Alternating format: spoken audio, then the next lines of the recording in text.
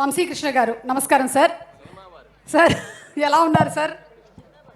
Sir విశాఖపట్నానికి మొట్టమొదటిసారిగా అంటే ఈ ఊరు కాని వాళ్ళు అసలు మన భాష కాని వాళ్ళు వస్తే మీరు ఏది సైట్ సీయింగ్కి ఎటు వెళ్ళమని సజెషన్ ఇస్తారు, లేదా ఏ ఫుడ్ తినమని చెప్తారు? ముందుగా అందరికీ నమస్కారం. విశాఖపట్నంలో ఎక్కడికి వెళ్ళినా ఒకటే, మీరు చెప్పారు Dolphin Hills, RK Beach, Araku, Rushikonda, Bheemili, ఎక్కడికి వెళ్ళినా సూపర్గా ఉంటుంది. అన్నీ చూడాల్సిన ప్లేస్లే. ముఖ్యంగా విశాఖపట్నంలో ఉండడమే ఒక అదృష్టంగా భావించాలి ఎవరైనా. ఎందుకంటే ఇది ఒక కొండల మధ్యలో అద్భుతమైన ఒక సిటీ. ఈ సిటీలో ఉండడమే ఒక అదృష్టం. ఒకసారి ఇక్కడ అలవాటు అయితే ఇంకెక్కడ ఉండదు.